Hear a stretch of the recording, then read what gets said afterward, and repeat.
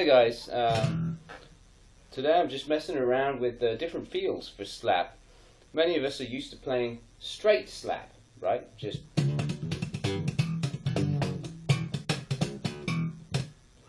playing straight 16th notes, for example.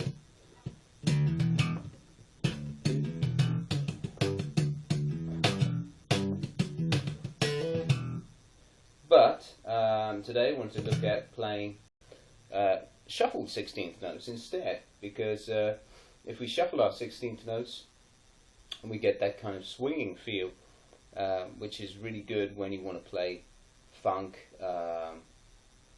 hip hop. It has its place, definitely, and it is a feel that is employed by a lot of players out there, so it's important to look at. But maybe I have a slightly different way of getting that feel. I simply use my popping finger to catch the swinging accents in a shuffle. And there we're playing in 4/4, and this is the thing about the shuffle. We're playing in 4/4, but the underlying feel of a shuffle is 6. Right, so we're playing in 4/4, for example, but as I've written here, we're playing, this represents one beat. We're playing 6 16th notes in one beat. 1, 2, 3, 4.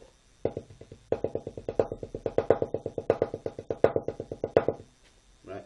Well, so if I play this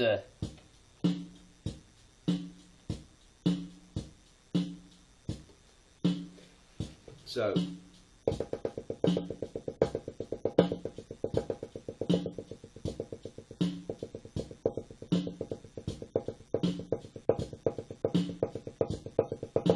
right, you can hear the accents that I'm coming out with there as well. So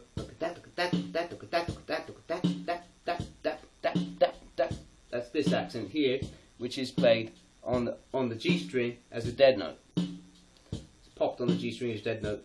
Now these are your open E strings down here. So that's the underlying principle of the feel. And you'll notice that the notes between are just rests. So you're actually only playing 2 notes there.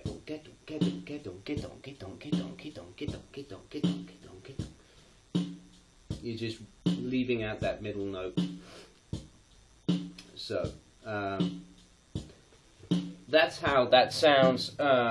This is how that sounds on the bass.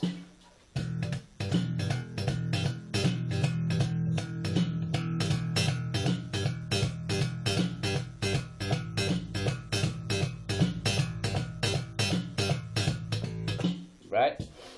So that's the first exercise that you could do, is just to practice playing that. You can start even slower if you want. And just practice going between the A string and the E string and even the D string.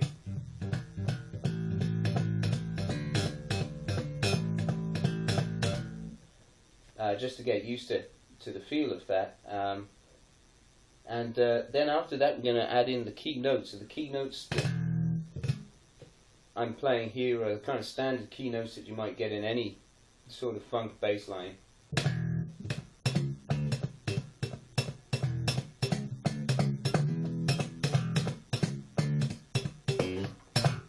Which are, so we're playing the open E, of course, C sharp on the 4th fret of the A string, D on the 5th fret of the A string, and we're also going to use the E on the 7th fret. You can, of course, play it up here on the 2nd fret of the D string if you like. It's up to you. And we're going to also play the G on the 3rd fret of the E string.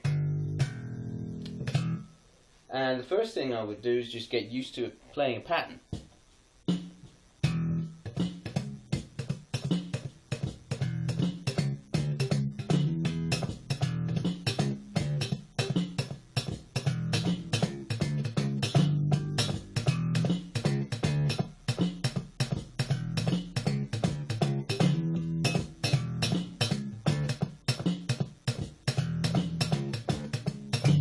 and then gradually build up speed.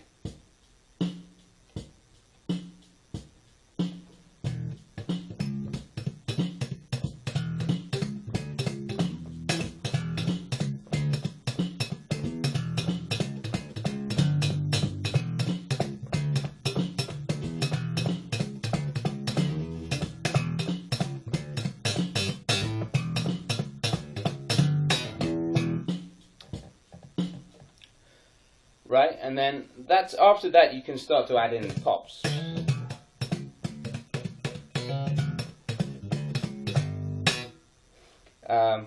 Which is another thing, so something to get into a bit later once you've got comfortable with just playing the swing feel, the shuffle feel. And you'll notice that during the shuffle feel, my thumb and forefinger were constantly playing this motion.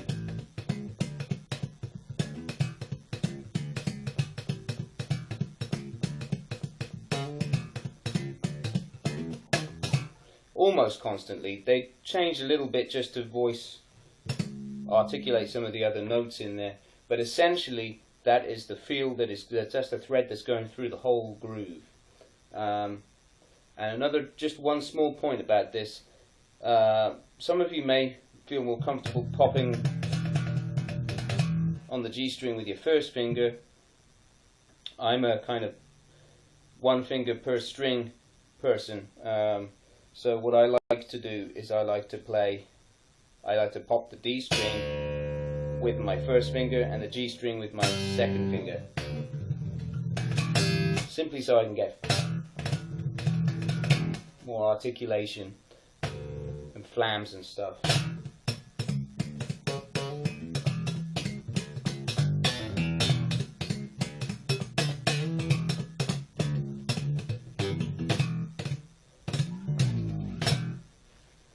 So I would take that into consideration as well when you practice this.